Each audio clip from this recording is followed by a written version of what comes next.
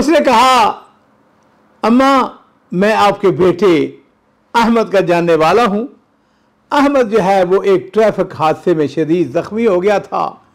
हमने उसे हॉस्पिटल में मुंतकिल किया, लेकिन सॉरी वो अल्लाह को प्यारा हो गया है।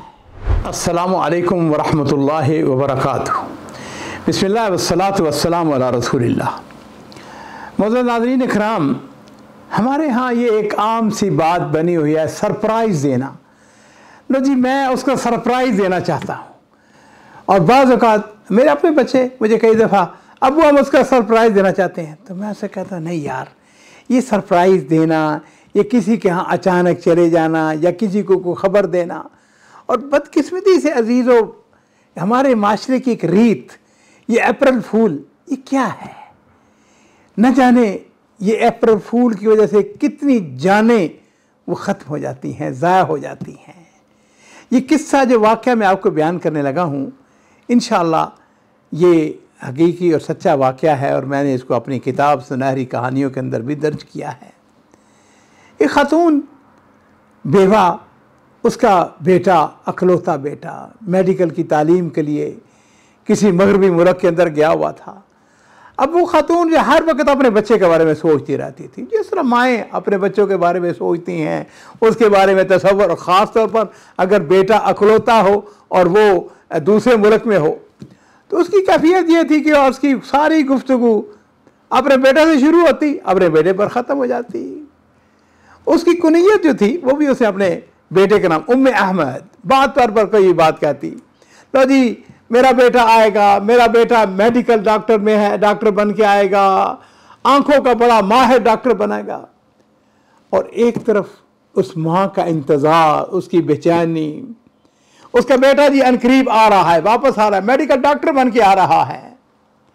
और दूसरी तरफ अजीज़ों शैतान जो है वो घात लगाए बैठा था, उसकी माँ की ज़िंदगी में जहर घोलना चाहता था। वो दिन भी आ गया जब उसका बेटा लख्ते जिगर माहिर डॉक्टर बनकर, आंखों का बड़ा डॉक्टर बनकर वापस आ रहा था। एक दिन ऐसा हुआ, सुबह का वक्त था, फ़ोन की घंटी बजती है, और फ़ोन की घंटी से वह बेदार होती है। माँ ने सोचा कि मेरे बेटे अहमद का फ़ोन होगा, वो अपनी फ़्लाइट के बारे में बताना चाह रहा होगा कि मैं फ़लाँ फ़्लाइट से आ रहा हूँ।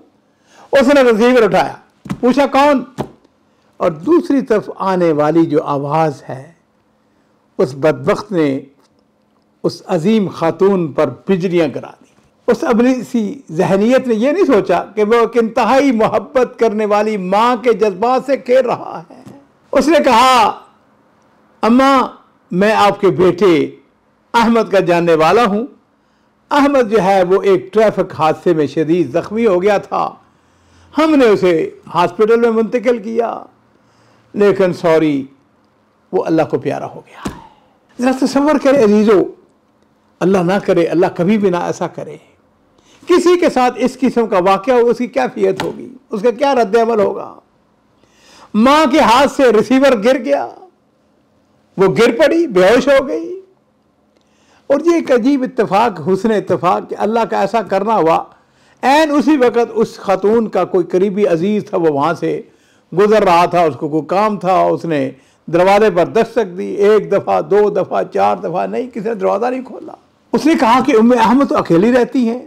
उसने दरवाज़ा खोला, अंदर चला गया, देखा उम्मे अहमद तो फर्श पर बेहोश पड़ी हुई है। उसने जल्दी से हमसाये को बुलवाया और उनको गाड़ी में माँ को डाला, हॉस्पिटल ले गया। इस दौरान में क्या होता है, वो बेचारी खातून जो है वो तो अल्लाह के पास चली गई। इस दौरान में वो नौजवान जो है, उसके बारे में उसके भी ज़हन में आया कि मैं अपनी माँ को सरप्राइज़ दूंगा। मैं अपनी माँ के पास जब अचानक पहुंचूंगा, तसव्वुर कर रहा है कि किस तरह मेरी माँ मुझको गले लगाएगी, मुझको बोसे देगी, मुझसे प्यार करेगी। 1 दिन गुजर गया, 2 दिन गुजर गया, उस बेचारे को नहीं पता कि मेरी माँ जो है वो कहाँ पर है, किस पोजीशन में है। जब वो फ्लाइट से वापस पहुंचा तो उसने जाके देखा, माँ तो घर पे नहीं है। अम्मा कहाँ है, आज कहाँ चली गई। हमसायों से पूछा तो उन्होंने बताया आपकी वालदा तो हॉस्पिटल में है, बीमार है, हॉस्पिटल में दाखिल है। अब वो नौजवान अपनी गाड़ी में बैठा इंतहाई सूरत के साथ हॉस्पिटल रवाना हुआ और तेज रफ्तारी की वजह से उसकी गाड़ी जो है वो शदीद हादसे का शिकार होती है।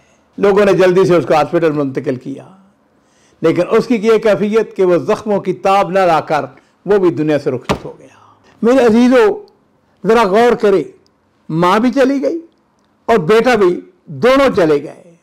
किसी ने संगदिल आदमी ने, अहमक आदमी ने फ़ोन पर कोई मजाक ही किया था ना।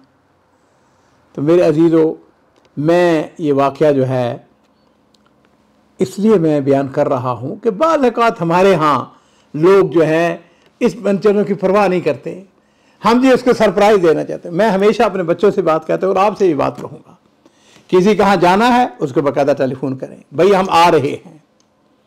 मुझे ये बात कहने में कोई हर्ज नहीं है।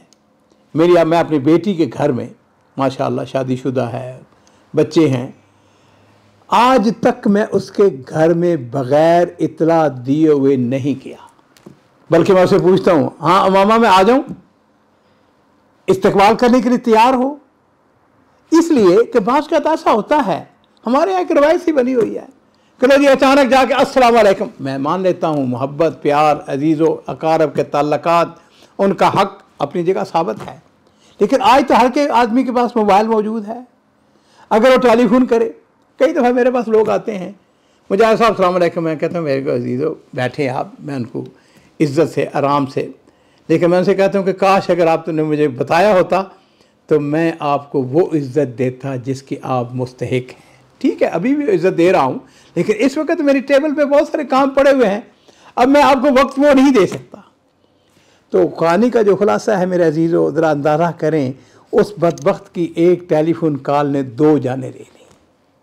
कभी ऐसा काम ना करना।